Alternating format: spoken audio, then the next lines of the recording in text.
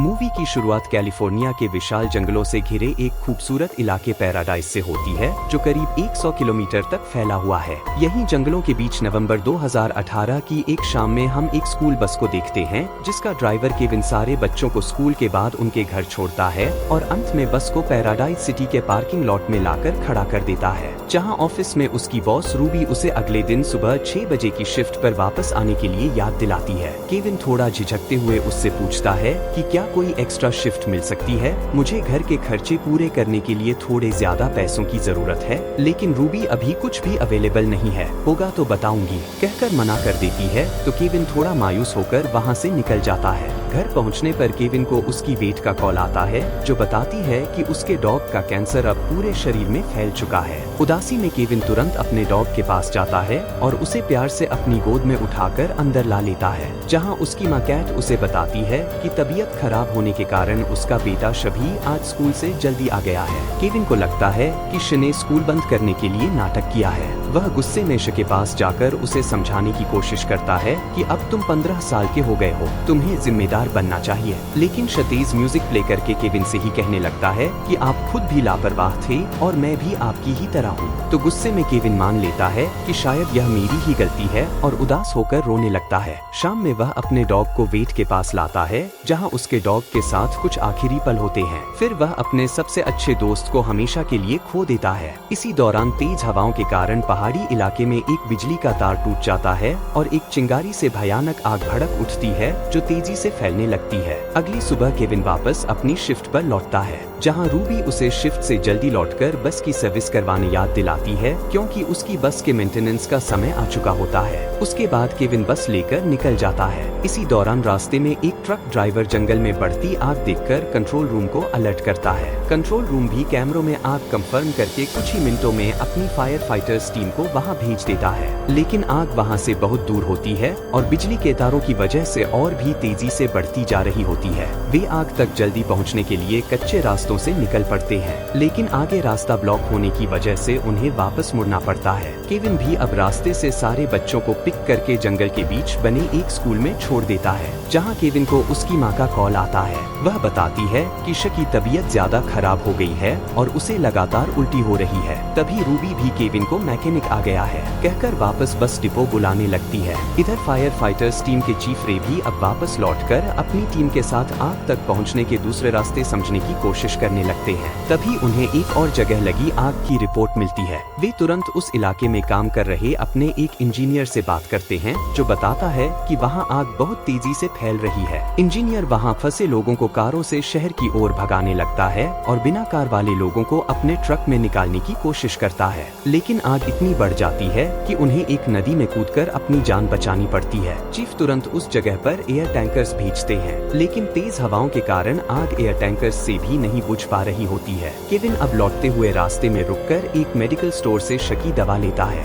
लेकिन जैसे ही वह बाहर निकलता है, उसे सामने से तेज रफ्तार फायर ट्रक्स गुजरते दिखते हैं। घबराहट में वह रूबी से विनती करता है कि फैमिली प्रॉब्लम की वजह से उसे पहले घर जाना होगा, लेकिन रूबी उसे डांटते हुए कहती है कि अगर तुम समय पर नहीं पहुँचे तो अपनी अगली शिफ्ट और नौकरी दोनों खो दोगे। मजबूरी में केविन को उसकी बात माननी पड़ती है। आगे बढ़ते हुए केविन की नजर सामने फैलती आग पर पड़ती है। लपटें अब सिटी की ओर बढ़ रही होती है। वह तुरंत अपने बेटे श को वॉइस नोट भेजकर माफी मांगता है कि मुझे आने में देर हो सकती है। साथ ही वह श को न्यूज चैनल्स पर आग की खबरों पर नजर रखने कहता है, ताकि हालात खराब होने पर वह अपनी दादी को लेकर शहर के बाहर बने गवर्नमेंट सेफ हाउस में जा सके। स्कूल के टीचर्स भी अब आग की गंभीरता देखकर बच्चों को उनके पेरेंट्स के साथ भेजने लगते हैं। फिर भी 22 बच्चे ऐसे रह जाते हैं जिनके पेरेंट्स सिटी से बाहर गए होते हैं। उन्हें सुरक्षित सिटी के स्कूल तक पहुंचाने के लिए अब एक बस की जरूरत होती है। टीचर मैरी तुरंत रूबी को कॉल करके मदद मांगती है। इसी दौरान केविन को उसकी एक्स वाइफ लिंडा का फोन आता है, जो उससे कहती है कि मुझे पता है तुम्हारे लिए तुम्हारे पिता के जाने के बाद सब कुछ मुश्किल रहा है, लेकिन श के बारे में भी सोचो।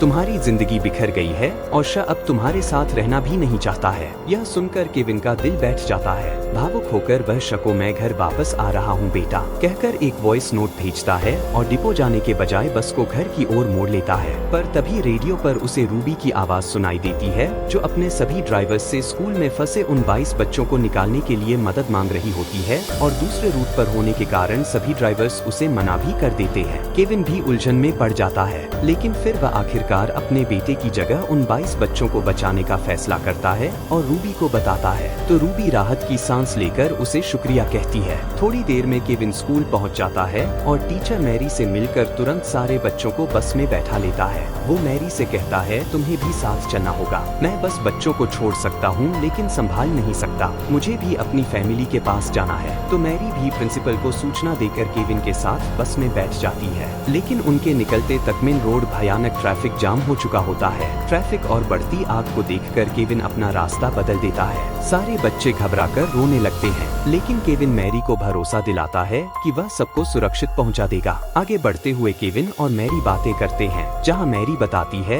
कि उसका भी 15 साल का एक बेटा है, जिसे लेने वह खुद जाने वाली थी, लेकिन अब उसकी बहन उसे ले जाएगी। फिर वह बच्चों को डरता हुआ देखकर उन्हें शांत करवाने लग जाती है। केविन भी अपनी ड्राइविंग पर ध्यान देने लग जाता है। इसी दौरान आग अब पूरी पैराडाइज सिटी और हॉस्पिटल सब जगह फैल जाती है। मजबूरी में रूबी को भी बाकी लोगों के साथ डिपो से निकलना पड़ता है और अब केविन से उसका रेडियो कनेक्शन भी कट जाता है। चिफरे भी अब अपनी पूरी टीम के साथ मिलकर सारे लोगों को शहर के बाहर सुरक्षित निकालने की योजना बनाने लगते हैं। केविन की बस अब एक बार फिर से ट्रैफिक में फंस जाती है। वह श और उसकी दादी को इवैक्यूएशन की चेतावनी नहीं मिल पाएगी। सोचकर डरने लगता है, क्योंकि उसने कभी उनका साइन अप ही नहीं किया होता है और उसकी माँ को कार भी चलाना नहीं आती है। तभी पास का एक घर आग की लपटों में गिर जाता है। मैरी बच्चों को खिड़कियों से दूर करने लगती है। केविन भी घबराहट में मैरी को जबरदस्ती ड्राइविंग सीट पर बैठाता है और खुद बाहर जाकर ट्रैफिक क्लियर करने लगता है। रास्ता क्लियर होने पर मैरी भी ड्राइविंग ना आते हुए भी किसी तरह बस को थोड़ा आगे ला लेती है और केविन फिर से ड्राइव सीट पर लौट आता है। सारे बच्चे खुश होने लगते हैं, क्योंकि वे लोग अब सिटी स्कूल पहुंचने ही वाले होते हैं, जहां उन सबके पेरेंट्स उन्हें लेने आने वाले होते हैं। मैरी भी खुश होकर केविन से मजाक करती है कि तुम अच्छे ट्रैफिक कॉप बन सकते हो। लेकिन जैसे ही वह स्कूल पहुंचते हैं, स्कूल भी पूरी तरह से जल चुका होता है और वहां कोई भी नहीं होता है। उनके पास अब आगे बढ़ने के अलावा कोई और रास्ता नहीं होता है। अचानक बस में एक लड़की को पैनिक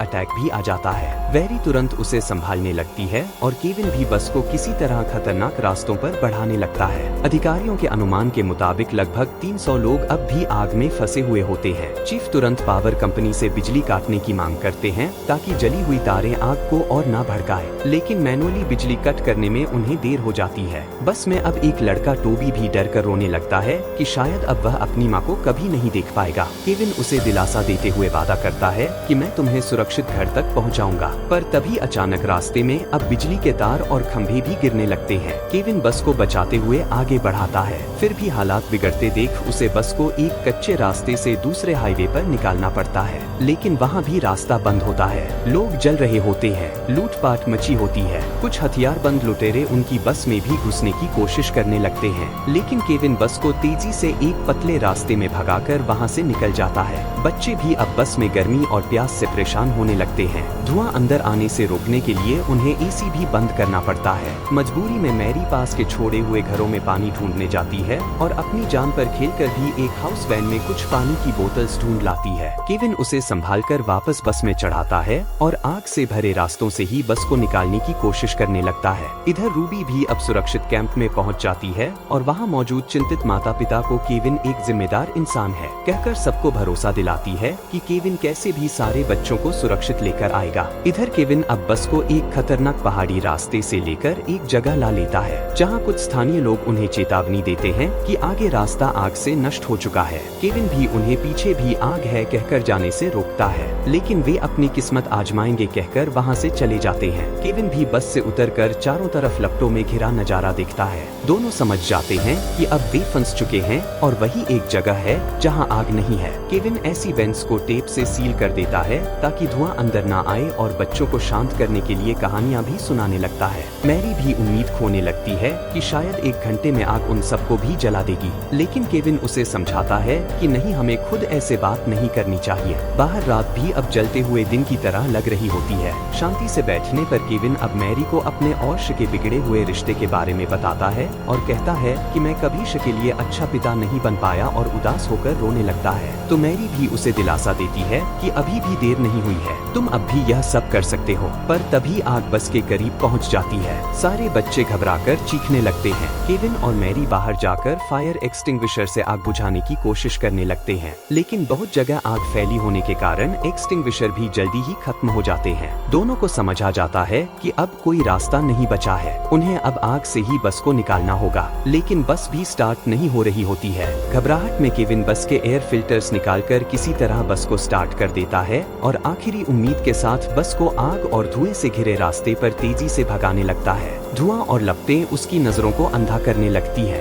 बच्चे भी जोर जोर से चीखने लगते हैं, लेकिन केविन हार नहीं मानता और झुलसते हाथों से भी किसी तरह बस को भगाता ही रहता है और आखिरकार बस को सारे बच्चों सहित सुरक्षित आग से बाहर निकाल लाता है। अंदर सारे बच्चे और मैरी आंसुओं के साथ राहत महसूस करते हैं, एक दूसरे को गले लगाने लगते हैं। थका हुआ केविन भी यकीन नहीं कर पाता कि वे सचमुच बच गए हैं। कुछ देर बाद केविन बस को लेकर सुरक्षित कैंप पहुंचता है, जहां सारे बच्चे और उनके माता पिता सब वापस मिलकर खुशी से झूमने लगते हैं। छोटा टॉबी भी आखिरकार अपनी माँ से मिलता है। मैरी भी केविन से तुमने अच्छा काम किया कहकर उसका शुक्रिया अदा करती है और बाहर जाकर बच्चों की बहादुरी की तारीफ करते हुए उन सबकी जान बचाने वाला असली हीरो केविन को बताती है। सब उनके लिए तालियां बजाते हैं। फिर मैरी भी अपने परिवार से मिल जाती है। केविन भी अपनी बस की जली हुई हालत देखकर नीचे उतरता है, जहां रूबी गर्व से मुस्कुराती हुई उसके पास आती है, तो केविन भी मुस्कुराकर रूबी से कहता है अब सच मेंटेनेंस का टाइम है। थोड़ा ढूंढने पर केविन को वहाँ उसकी माँ भी मिल जाती है, जिन्हें उनके पड़ोसी सुरक्षित बचा लाए होते हैं। उसकी माँ बताती है कि शको उसकी माँ अपने साथ ले गई थी, इसलिए वह भी अपनी माँ के साथ सुरक्षित है और उसकी खुशी के लिए यह सही है, कहते हुए केविन को दिलासा भी देती है। एक हफ्ते बाद आखिरकार आग पर काबू पा लिया जाता है, लेकिन पैराडाइज खंडहर बन चुका होता है। जंगल और शहर राख हो चुके होते हैं। केविन भी अब अपने जले हुए घर के मलबे में लौटता है, जहाँ उसे अपनी और शकी जली हुई तस्वीर मिलती है। वह उसे अपनी जेब में रख लेता है। तभी पीछे से शा आता है और दौड़कर अपने पिता को गले लगा लेता है। आखिरकार दोनों बाप बेटे दिल से एक दूसरे से मिलते हैं। शकी माँ भी वहीं दूर खड़ी उन्हें साथ देखकर मुस्कुराती है। अंत के एक टेक्स्ट में बताया जाता है कि यह आग कैलिफोर्निया के इतिहास की सबसे बड़ी आग बनी, जिसने 13,000 से ज्यादा घर तबाह कर दिए और कुल 85 लोग भी मारे गए। Pacific gas and electric company को इसके लिए जिम्मेदार ठहराया गया, जिससे उसे पीड़ितों को $13.5 बिलियन मुआवजा देना पड़ा। इस हादसे के बाद केविन ने अपनी जिंदगी की नई राह चुनी और एक शिक्षक बनकर बच्चों के लिए खुद को समर्पित कर दिया। मैरी ने भी अलग अलग देशों में घूमकर स्कूल कैंप्स करना शुरू कर दिया। इसी के साथ मूवी यहीं खत्म होती है। उम्मीद है आपको कहानी अच्छी लगी होगी। कहानी अच्छी लगी हो तो चैनल को सब्सक्राइब कीजिए। Thank you.